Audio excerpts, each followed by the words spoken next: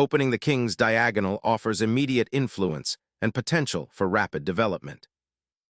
Embracing the Sicilian defense, black immediately contests the center and initiates a dynamic, imbalanced struggle with this asymmetric pawn thrust. Securing a central pawn while preparing to unleash queenside pressure, this develops a knight towards the heart of the board. Establishing a pawn chain that can influence the center and prepare for a queenside expansion. Challenging the center immediately, this opens lines for your pieces and seeks to exploit black's slightly passive pawn structure. Opening the center immediately creates dynamic possibilities and tests pawn structure resilience. Initiating development with knight centralization, this thrust aims to control key squares and prepare for rapid piece activity. Challenging the knight's dominion, this develops a piece while preparing to contest the center. Securing the central knight, this repositioning allows for potential development into a more active square, influencing critical diagonals. Bringing another piece into the fray, black solidifies control over central squares and prepares for further development, potentially targeting white's d4 knight. Launching an assault on the f7 pawn's defensive structure, this bishop directly challenges black's setup while preparing for potential kingside aggression. Solidifying the center and preparing to develop the queen's bishop, black opts for a classic setup, though this does concede a slight spatial advantage on the queen side, as white's pieces can now aim towards the king side. This choice often leads to strategic battles where pawn structure and piece activity become paramount. Establishing this bishop's presence on the king side offers white a robust pawn chain and prepares for potential kingside attacks, while subtly challenging black's central control and creating lines of sight towards f7. Solidifying the central pawn structure and preparing for kingside castling, this move tactfully reroutes the knight from its current pawn-guarded square, aiming for a more active diagonal to influence the center and potentially create attacking chances.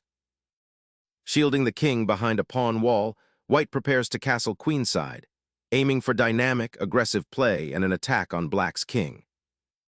Creating a more robust kingside defense, this pawn advance prepares to push further and potentially gain queenside space.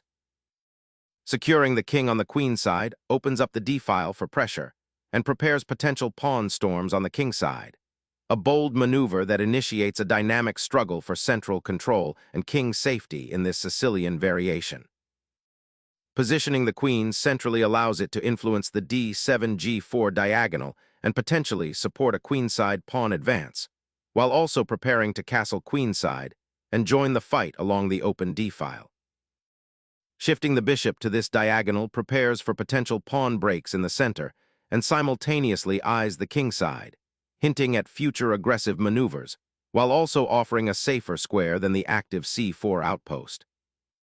Fortifying the bishop's position and preparing for potential queenside expansion, this retreat subtly aims to connect the rooks and offers a nuanced development that avoids immediate tactical skirmishes, instead favoring a solid positional stance. Aggressively carving out queenside space with g4 signals a bold, perhaps even reckless, attempt to stifle black's potential queenside expansion and create attacking chances. This pawn thrust immediately injects a sense of dynamic tension, potentially opening lines on the kingside for white's pieces should black respond defensively, but also potentially weakening white's own king shelter if black can exploit the newly created pawn weaknesses. The move prioritizes immediate kingside initiative over solidifying the center or developing pieces to more harmonious squares. Seeking to simplify the structure and potentially open lines for his queen's bishop, black exchanges knights on d4, altering the pawn complex and inviting a recalculation of the central dynamics. Reclaiming the bishop on d4 immediately addresses black's central pawn capture, re-establishing white's material parity and aiming to prevent black from solidifying their center further. This action also liberates the queen on e2 to potentially swing over to the king side or support an advance along the g-file, creating dynamic attacking chances. White's castling queenside now feels more secure, as this bishop can offer defensive support if needed, while simultaneously being poised to exploit any weaknesses that arise from black's pawn structure. Shattering the center, Black injects immediate dynamism, seeking to exploit White's potentially overextended kingside pawn structure by opening lines and creating active piece play. Unleashing a pawn storm on the kingside now, White seeks to pry open lines towards Black's monarch, forcing a sharp confrontation rather than allowing a positional squeeze. This aggressive advance directly challenges Black's knight and aims to create immediate weaknesses in the pawn structure. Opening up the center with this pawn capture decisively alters the game's dynamic, transforming a blocked position into one ripe with tactical possibilities and potentially exposing the king's defenses. Unlocking a powerful open g-file for White's rook, this capture dismantles Black's pawn shield and instantly heightens the pressure on the kingside, creating exciting attacking prospects. Black captures the knight, accepting the pawn sacrifice to clear the queenside and aim for quicker development, although it opens up the king's defenses with a doubled pawn structure. Liberating the f-file, White boldly sacrifices the pawn on e7, aiming to shatter Black's kingside and expose their monarch to a swift assault, opening up the crucial dark squares for the bishop. Unleashing a surprise check, Black disrupts White's planned rook lift by forcing the king to a less secure square, simultaneously sacrificing a pawn to gain critical tempo and potentially break open lines for their remaining pieces.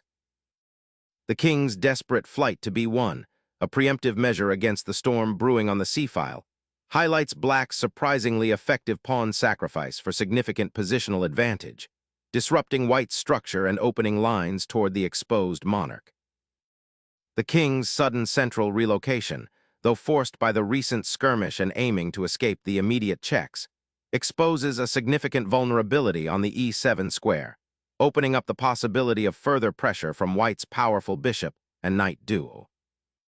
Chasing the Black king into the center with the queen, White sacrifices pawn structure for immediate attacking prospects, aiming to exploit the exposed monarch. Gaining a pawn is tempting, but this pawn push is actually a strategic concession, sacrificing kingside safety for a material advantage that might prove fleeting. Unleashing a surprise check, White attempts to exploit Black's exposed monarch, aiming to disrupt the coordination of Black's pieces and potentially force a king escape into an even more precarious position.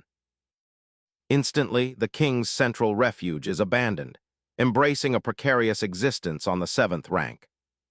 This pawn push, while seemingly aimed at disrupting White's queen and bishop battery, creates a significant weakness on the kingside. The dark squares around the Black monarch, once defended, now lie exposed to potential invasion, particularly the g6 square if the g-pawn advances further. Furthermore, the pawn on f6 weakens the crucial e6 square, which could become a target for White's pieces. This move signals a shift towards a more dynamic, albeit riskier, middle game where Black must actively defend their exposed king. Unleashing a pawn thrust, White aims to dismantle Black's pawn structure and create attacking pathways, daring the opponent to find a coherent defense amidst the mounting pressure. Accepting the pawn sacrifice, though it opens up the king, directly tackles White's aggressive pawn storm and aims to disrupt their attacking potential by centralizing the king. Unleashing the f-pawn now irrevocably opens the f-file, creating immediate pressure against Black's somewhat exposed monarch and simultaneously challenging the pawn structure around the enemy king. This aggressive pawn push gambles on rapid development and attacking opportunities, accepting a somewhat compromised pawn majority for the sake of activity and initiative. Black bravely pushes the pawn forward, aiming to disrupt White's attacking structure and potentially open lines toward the enemy king. This gambit, while risky, offers a chance to regain lost material and create an imbalance.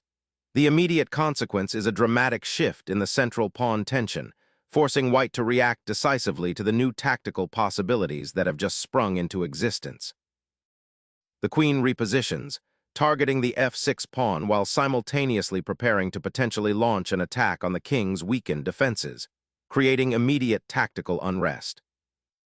Shifting the rook to the open e-file immediately contests a key tactical avenue, aiming to disrupt White's initiative and potentially create counterplay for the beleaguered Black king. Initiating a decisive offensive thrust, this maneuver skillfully redirects the rook to a more active central position, aiming to exploit the compromised kingside pawn structure. Navigating the treacherous terrain around the Black King demands constant vigilance, repositioning the monarch to a less exposed square like d8, away from the immediate glare of White's bishop and queen, prioritizes defensive solidity over any potential attacking ambitions. Bringing the second rook into play, this maneuver actively seizes the open d-file, a crucial artery in the current battlefield, preparing to apply significant pressure against Black's vulnerable monarch and potentially creating mating threats by leveraging the weakened kingside. The king retreats, seeking refuge behind a pawn chain that now appears more fragile than protective, a subtle acknowledgement of White's pervasive central control and the looming threat on the d-file. The rook slides across the 7th rank, a bold declaration of intent, aiming to slice through Black's defenses and expose the beleaguered king. The queen's capture on d7, while seemingly forced, initiates a dramatic shift towards open lines and potentially a swift conclusion as White's rook now commands the d-file with authority, creating immediate pressure on Black's vulnerable king position. Seizing control of the now open d-file, White initiates a decisive maneuver by capturing Black's last remaining rook, fundamentally altering the material balance and ushering in a new phase of the game where Black's exposed king will become a significant liability. The king is now exposed on the d7 square, a prime target for White's remaining pieces, especially with the open d-file that could soon be exploited. Unleashing a devastating discovered attack, the White queen orchestrates a brilliant tempo-gaining check, forcing the Black king into a precarious, exposed position on the 7th rank, directly impacting the crucial open file control and dramatically escalating the pressure on the weakened Black monarch. Black's king finds a temporary haven, a precarious respite from the relentless pressure on the dark squares, yet the exposed position and lack of immediate defensive resources on the queenside hint at continued struggles to consolidate. Seizing the opportunity, the queen marches forward, directly confronting the vulnerable Black king. Opening up that central pawn allows a dynamic piece insertion, aiming to disrupt White's established defensive structure and potentially unpin your remaining pieces. This forcing check offers Black a stark choice between a difficult king retreat or a desperate attempt to disrupt White's initiative.